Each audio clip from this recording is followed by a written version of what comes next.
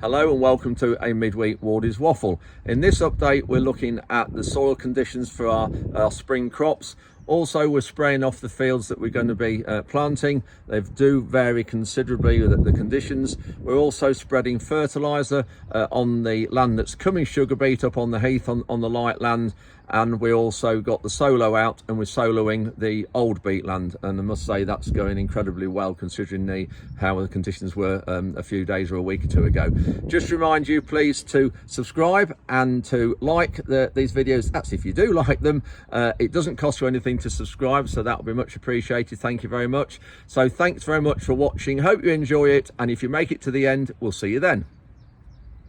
Just checking the barometer. This is where the pressure was only yesterday morning, and now it's right up here. Huge difference. Looks like we've got a few fine days ahead. So it's Monday morning. Got a fine week forecasted ahead, which is great. When you see how wet some of this land is, especially out this window here, and you can just see why we're going to need probably another couple of weeks before we get on some of this land. Regular viewers will recognise this.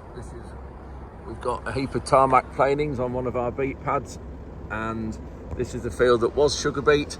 Only we harvested it in early December, but when you look here you can just see how wet that is. You can just see it's wet all through here as well, and it might be, there's some more there showing really wet just there. This is going to be probably 3 weeks at least for this headland to run. It might be that we actually leave this headland and fallow it and don't have a crop on the outside 15 metres. The reason why it's like this is because when we harvested sugar beet, this is the edge of the field here that I'm driving along now. This is the edge of the field where all the trailers ran to this concrete that's just here, you can see with the planings on, because we stored the sugar beet here, and the harvester turns round on it, and yeah, it just shows the damage that sugar beet does do to the land.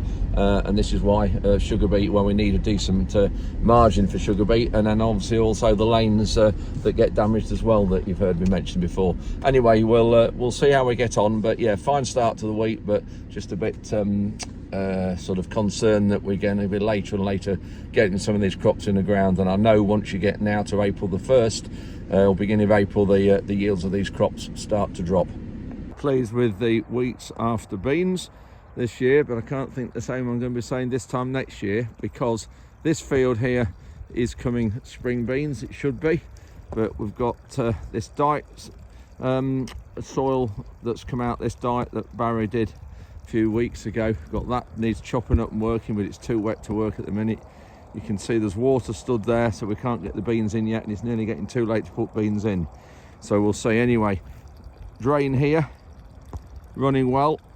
So this is what Ruben and Tom have done. They've exposed all the drains that we knew were here, so we can find them in future. There's another one further along here. But interesting thought, I had someone contact the other day on the comments on YouTube and said, why don't I put daffodil bulbs on top of the bank top where every drain is, which is a good idea. So there's a drain running, so put a couple of daffodil bulbs just say there, and then they would eventually grow, and then you'll know where the drains are. So might just try that and just see what happens. Fetched some metal on Friday for something else for the house. This is going to be it. Any idea what it's going to be?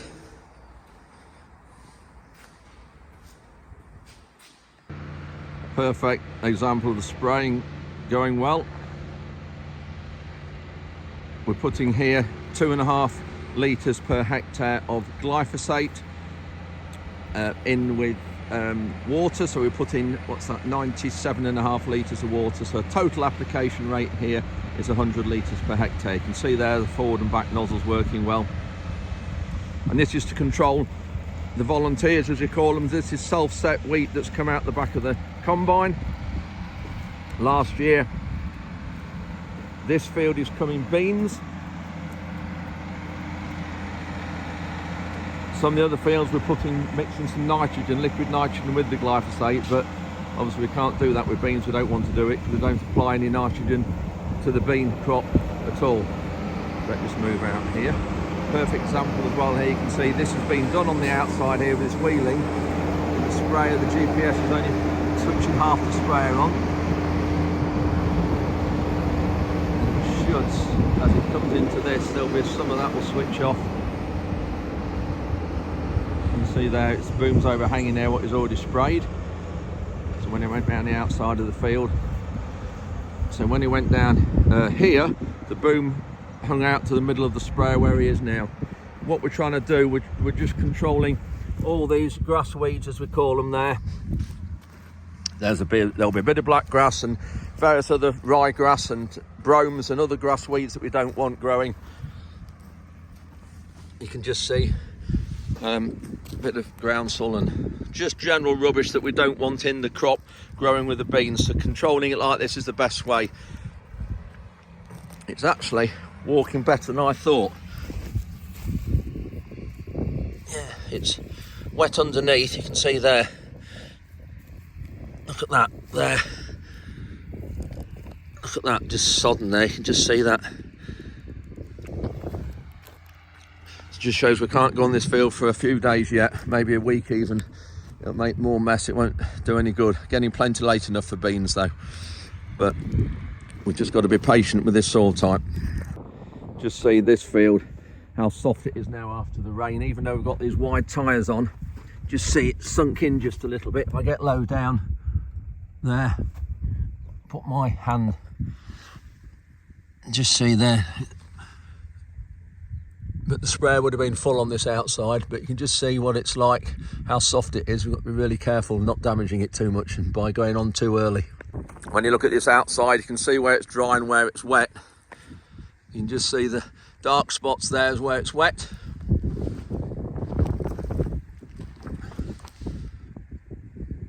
There.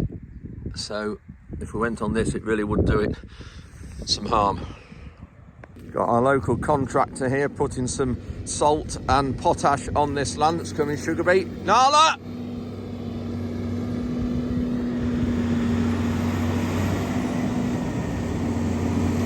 See it there, spinning it out. We're putting on about 100 kilograms a hectare of sodium or salt to you and I, and then 160 kilograms a hectare of potash. Just see it spinning out. There we go. That rubber boom type thing sticking out there, they put that on the spreader themselves. That's just to help the wind. The wind doesn't affect the spreading so much. And yeah, that's what we put on this for the sugar beet. And sugar beet does need quite a lot of potash. The phosphate comes from the sewage sludge, and in front, I'll show you in a minute, there's a heap of sewage sludge in front of him, and that's what gives us the phosphate as well. And they're coming to spread that hopefully the next day or two, which you'll see. But this field has been sprayed. You saw us spraying it the other day. It's been sprayed with glyphosate, and then Tom's going to come up here with the John Deere and the Solo to get this cultivated ready for drilling sugar beet. And hopefully, depends a bit on the weather this week, but we'd like to see if we can get this field in, and another one the other side of the yard, which is there just to the side of the house. What is there? About 90 acres of sugar beet up here on this light land this year. So this is the heap of sewage sludge that you've seen in my other videos that will provide us with the phosphate and sulphur and a whole load of trace elements as well. Nala, come off! Come on. Lovely. Come on. Off there. Come on. Nala. Come on. Dear oh dear, why do dogs always have to go on stuff that you don't want them to go on and eat things that you don't want them to eat? Nala, come off. Come on. Good girl. Follow Frankie, look. Just be a good girl. Yeah, so that will provide everything the crop needs. The amount of fertiliser that we're putting on here is more than what sugar beet needs, because what we like to do here is put plenty on for this crop, and it'll leave some for the next crop as well, so we don't have to put any phosphate and potash on for the next crop. However, this soil type is quite light and sandy, and it doesn't hold on to the nutrients as well as clay soils do, clay particles. So you can't put too much on because it leaches a lot easier. And sulphur on this land, the sludge here behind me will put on about 45 kilograms a hectare of sulphur, and that is enough for our crops. We don't apply any other sulphur on this farm at the minute, apart from in the sewage sludge, which is quite remarkable considering that the atmosphere's all been cleaned up because there aren't so many power stations. There's not so much sulphur dropping out the sky. Most farmers put sulphur on as a fertilizer in its own right, or mix it with nitrogen, whereas we don't. There's Tom on his way past to this other field. Start working after sugar beet. Hopefully we can get some oats drilled in the next day or two as well.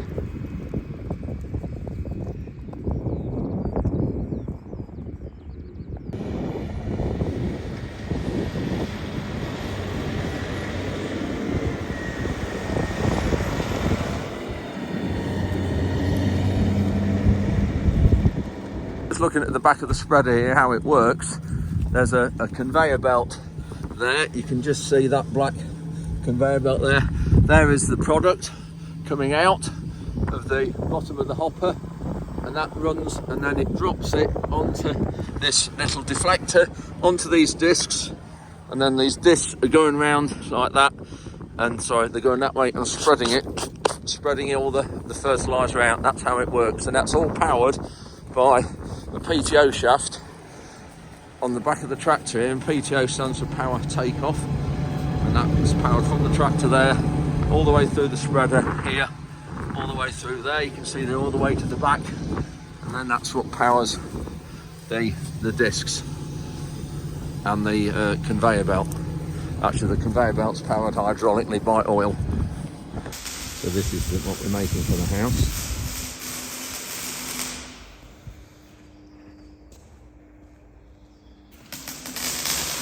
Any idea what it is? Two cockbirds fighting here in the yard. It makes me laugh. You can just imagine them saying, right, you go first. One says, no, I'm not going first, you go first. And the other one says, no, I'm waiting for you to make the first move. Just looking at this field that was sugar beet, the wet areas just show up a tree. All these dark areas are where it's waterlogged and compacted underneath. And it's like I was saying before, we might just have to leave these outsides of the fields and not plant them, because that is definitely too wet to go on. Also here, obviously that's sugar beet done that, and then also what sugar beet has done is this lane is not in the best of conditions compared to what it was like. This is the lorries bringing the sugar beet out in December, January, when it was frosty. So this is why we're going to need to get all these planings on that beet pad, get them on this track in the summer, and repair it and make it up to our usual standard again. So there we go, water's still in there, you can see, shining, glistening there. Yeah, real shame, because it was drying up a treat, this was, before this rain came in March. It's actually squelching underfoot when you walk on it. Patience here. This field is coming spring barley for seed, so that means we're growing it a high quality, high grade seed we have bought from Agri, and we will be then next year, then that will go into seed, so they'll sell that to other farmers. Some broadleaf weeds here starting to grow all over the place. That's cleavers, can be a problem weed. So this field, before we cultivate it, because we will need to cultivate this before we drill it, this will need spraying with glyphosate. Just see there, green growing everywhere. And there's a bed of cleavers there, really shows up. So yeah, the glyphosate will take all that out, and there'll be bits of black grass growing and other grass weeds as well. And it's just the best possible start, the cheapest start, and the best for the environment, spraying glyphosate on this. Less wheelings, less damage to the environment with the little fuel that the sprayer uses, because it's only travelling every 32 metres. It only uses 8 litres of fuel per hour. So the whole debate about fuel and carbon and glyphosate, of course, it can be a hot topic with some people. That's why I say that glyphosate is the best and most environmentally friendly product for dealing with these weeds before we plant the crop, because this particular field's 32 acres, take us about half an hour to spray this, so that will use around about 4 litres of diesel, which is less than a gallon of diesel for this field. Whereas if you're trying to kill these weeds by cultivations, you'd use just tremendous amount more. And then also potentially you could damage nests as well, and there might be young leverets as well, that's young hares. And so glyphosate pre-drilling with a sprayer is without doubt the most environmentally way and friendly way we can control these types of weeds and get the fields clean before we plant the crop. Tom's just got started, but hydraulic pipe gone there, and that pipe is connected all the way through the back, through here, through there, all the way to the levelling boards here, which mean that at the minute the levelling boards are as deep as they'll go, which is why the press on the back has bunged up. You can see here it's brought a lot of soil with it, but we don't need to do so. Just going to get another hydraulic pipe there. Luckily it's only a short one. It's only just from there round through to down to there. That's it.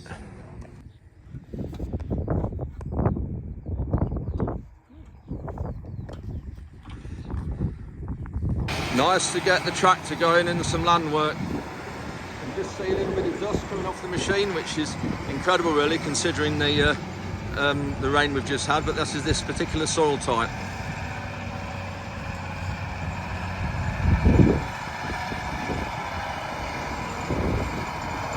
Just looking now, the machine's out to work at the different components. You can see the front discs there, and these are scalloped and cut away there, so it'll cut into hard ground and soil. And then they go round in the scrapers here to clean the soil off. That's the disc, covering disc we've seen. This again just helps, this rubber curtain, we've put that on, and it just helps stop the flow of soil. There's the loosening legs, and there is 6 of them, but you can just see they are quite aggressive. These are the wings that loosens it in the ground, but we don't have it very deep here because there's only about 8 inches of soil, and you can alter the depth of the legs by the holes there, so they're all in a V sort of formation. Then we have this, what we call a DD roller here, which is shouldered, and that's what holds its depth, and it only sinks in up to those shoulders there, and this creates there's sharp, quite sharp, so this will cut through lumps and clods. Then another set of discs here, and these are working a bit deeper. I think they're slightly bigger diameter than the front discs. And then the other angle, there's that other side. Then the press we have on the back, it's coupled with a drawbar here. All the hydraulics are coupled through. And then on the back here, this Culti press, again Simba. We've got tines here, and these are sprung loaded. You can see there, the spring at the top here. And then there's 2 lines of them. We haven't got that one in, because what that one does, it creates here a flow of soil out the edge here, and it leaves a ridge. Here are the levelling boards. You can see these are working. They're on this frame here, and there's a ram that Tom can alter from the cab, the depth of them, and then 2 more lines of DDs here at the back, and you can just see scrapers here that scrape it. You can see they're working really well there, and that's the type of finish that it does, and leaves it all level. So works really well. Really pleased with this. A few years old, 2004 I think this machine was, so we've had it a few years, but it does a really good job on our soil type. And then of course the John Deere, this tractor's 200 horsepower less than the quad track, but it's still it's managing to pull it really well. I apologise for the shaky image, but I'm going across the sugar beet liftings. You can see whenever we have sugar beet in this vid, we do it the opposite way on, because the beet pad where we store the sugar beet is there. So I apologise if it's a bit rough, but going really well. Looking at it from the front, we've got this in the front there, and creates a loose soil to start. We've then got that covering disc on the edge there that stops the soil flow and stops the ridge forming. We've then got loosening legs there, and there's 7 of those in the machine. There's a 6th, working about 8 inches deep, removing compaction. Then got another consolidating roller press there. More discs chopping up and creating tilt, and they're working a bit deeper than the front disc. And then we have a press on the back, front tines there, are just creating a bit of tilt and levelling it, and then we've got levelling boards in the middle. You can just see those levelling boards there in front of those rings, and then 2 lines of what we call DD, just firming and consolidating it and finishing the job off. You can see doing a really good job. Auto turn set up here on the headland, so if you look in the cab there, Tom's not holding the steering wheel. The system GPS is doing it itself. So it's going back down that reed we've just run. You can see there.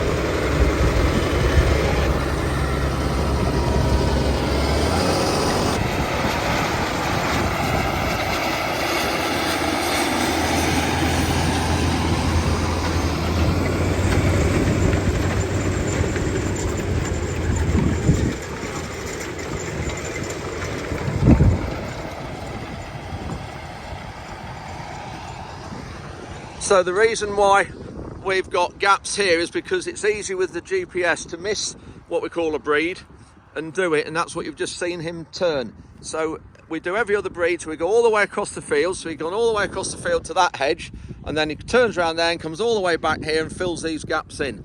And it's just much easier with the GPS doing it like that when you turn at the ends.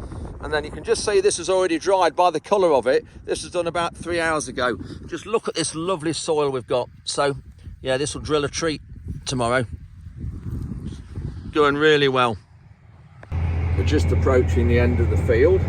So you just see now how it's going to turn itself. You can see that's the line on the screen it's going to take.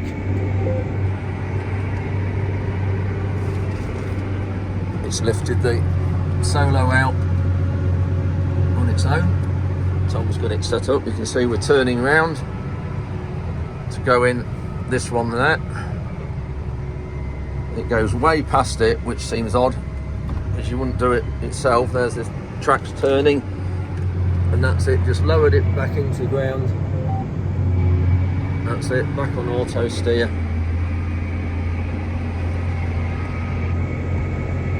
That's the speed. We're doing about 9 kilometres an hour at 1800 revs. There we go. Machine's lifted itself out. There's the hedge, so it turns really near to the edge of the field.